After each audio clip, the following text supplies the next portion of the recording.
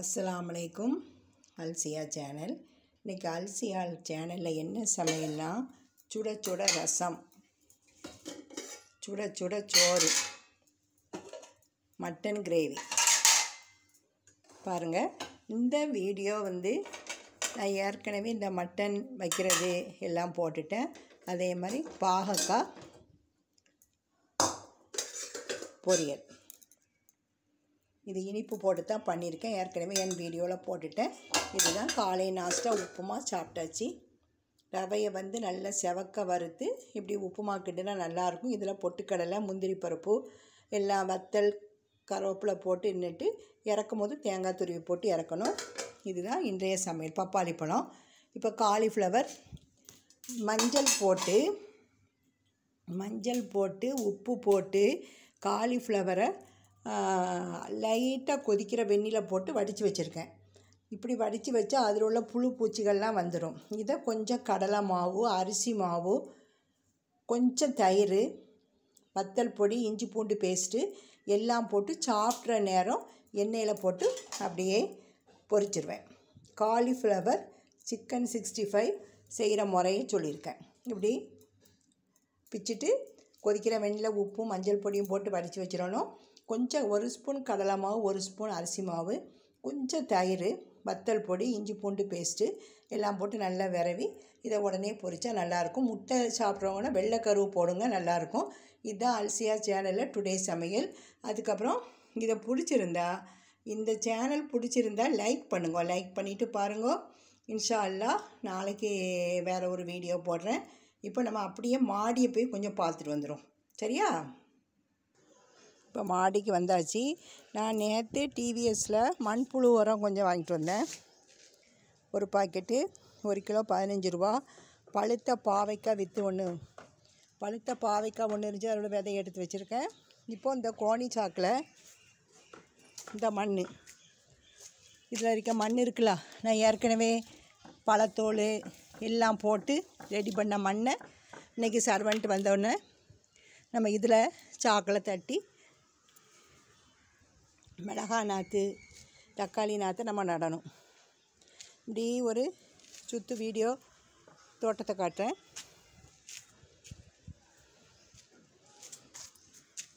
புதினா தான் எனக்கு ரொம்ப பிடிச்சிருக்கு, அழகாக இருக்குது. இதில் டீ போட்டு குடித்தா உடம்புக்கு ரொம்ப நல்லது. பாருங்கள், 20 நாளைக்குள்ளே புதினா எப்படி வந்துட்டு பாருங்கள்.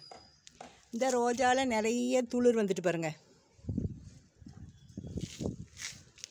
நாளைக்கு தான் மண்புழு உரத்தை போட்டு இந்த சாக்கு பையில் ஏற்கனவே வளர்ந்த கத்தரி நாற்று இதெல்லாம் நடணும். நடும்போது காட்டுறேன். கத்தரிக்காயெல்லாம் பெருசாகிட்டு பாருங்கள்.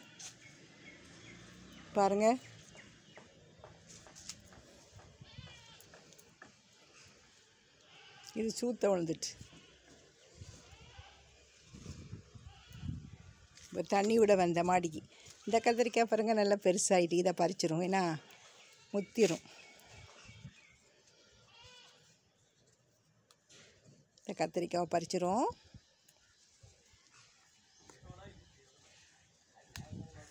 பறிச்சிட்டேன். இதையுமே பறிச்சிடலாம்.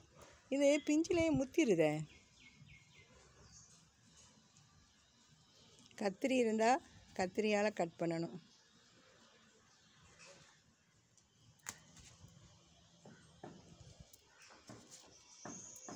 இதெல்லாம் பறுக்கணும். அதுக்கப்புறம் நான் வீடியோ காட்டுறேன்.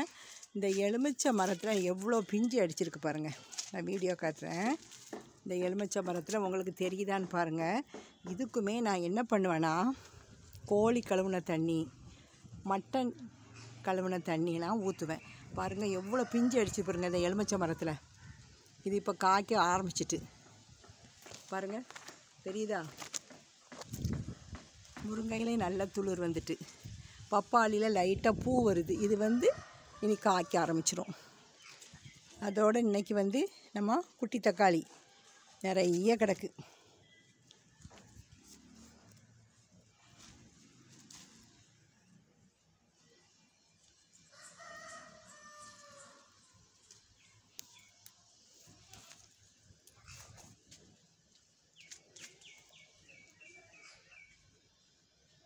இதை கழுவி சாப்பிடணும், நல்லது. வாய் புண்ணுக்காரவங்களுக்கு இந்த மணத்தக்காளி மாதிரி குணம் எதுலேயுமே கிடைக்காது.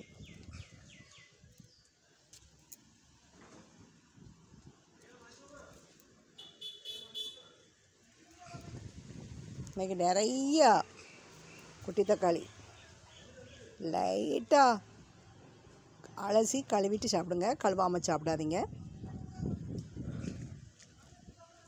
இதை பாருங்கள், இங்கே வேற காய்ச்சி கிடக்கு. ஏப்பா இன்னைக்கு இப்போ எக்கச்சக்கமாக இருக்குது. பாத்திரம் வேற கொண்டு வரல பறிக்கிறதுக்கு. ஏப்பா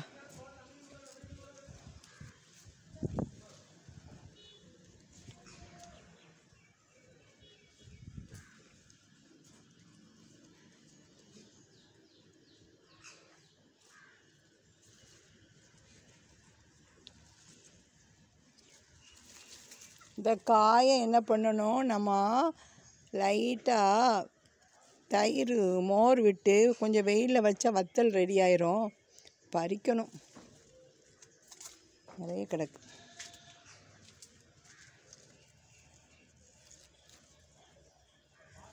இங்கே பாருங்கள் எவ்வளோ பறிச்சிருக்கேன் பாருங்கள், இன்னும் கிடக்கு.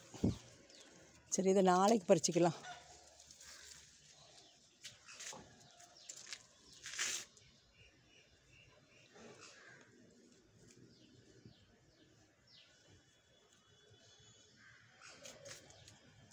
இது இப்போ வந்து பூக்க ஆரம்பிச்சிட்டு பாருங்கள், எவ்வளோ அழகாக இருக்குது பாருங்கள். தண்ணி ரொம்ப விடக்கூடாது. இதுக்கு 2 நாளைக்கு ஒருக்க தான் தண்ணி விடுவேன், இல்லைன்னா அப்படியே அந்த காம்பு வந்து அழுகிரும். இந்த பூ செடிக்கு வந்து அது அழுகிரும். இந்த பூ 2 மாதம் வாடாது. அதுக்கப்புறம் உதிரவும் செய்யாது, அழகாக இருக்கும். இப்போ இன்னும் வர மொட்டு வச்சுருக்கு, இன்னும் பூத்துருக்கு.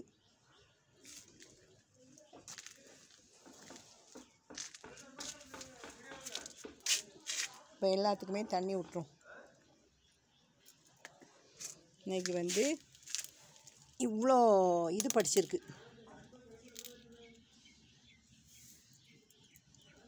மிளகா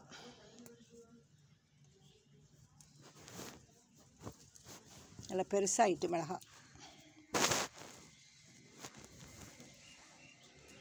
இன்றைக்கி 3 போதும்.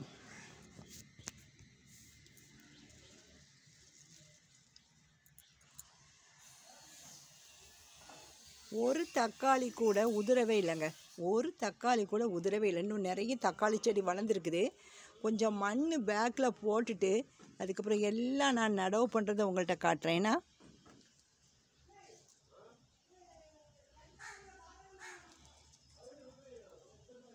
இந்த மிளகாலாம் கிடக்கட்டும், தேவைப்படும் போது நம்ம பறிச்சிக்கலாம் அப்பப்போ ஃப்ரெஷ்ஷாக.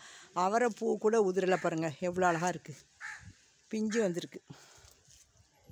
இப்போ நம்ம இதுக்கு தண்ணி விட்டுரும், தண்ணி விடத்தான் வந்தோம்.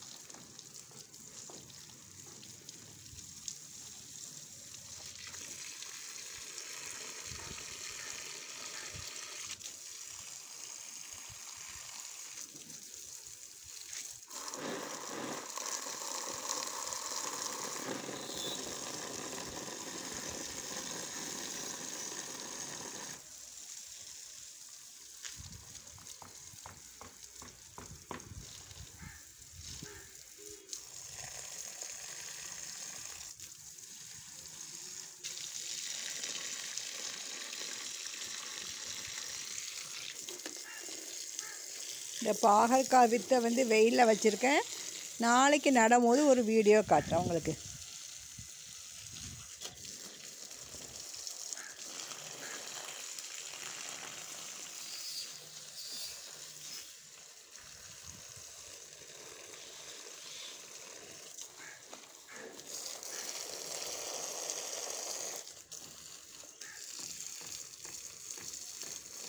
இதுக்கு வந்து இந்த செடி மரத்தை வந்து கீழே நடணும். இது வந்து லட்சக்கொட்டை, கால் வலிக்கு நல்லது. இந்த லட்சக்கொட்டை இலையை பறித்து கீரை மாதிரி வச்சு சாப்பிட்டா கால் வலிக்கு நல்லது. இது இதை எடுத்து வாசலில் வைக்கணும் பெருசாகிட்டு, இல்லைன்னா வேறு ஒரு ட்ரம் வாங்கணும். இப்போ தக்காளியை வந்து 3-4 தொட்டியில் நட்டிட்டேன்.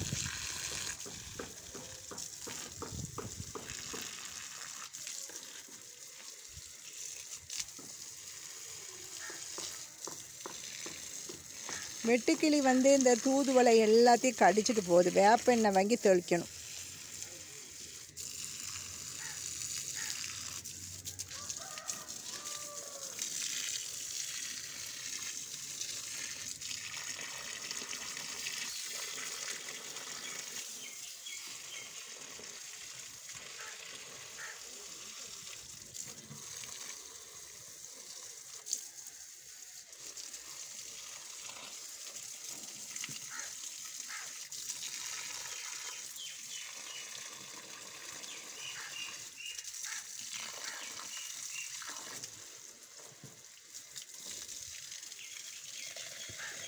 பப்பாளி வச்சு 9 மாதம் ஆகுது, இன்னும் வளரவும் இல்லை. இப்போ தான் வளர்ந்து காய் லைட்டாக பூ பிடிக்குது.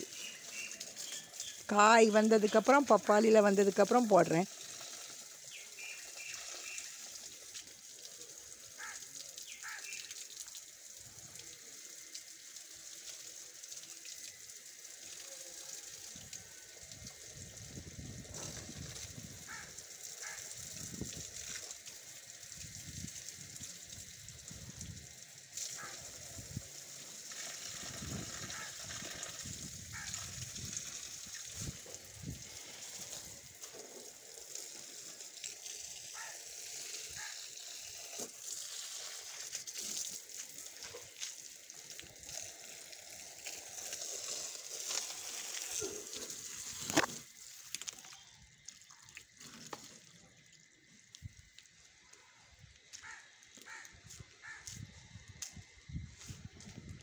இந்த வீடியோ பிடிச்சிருந்தா லைக் பண்ணுங்கள்.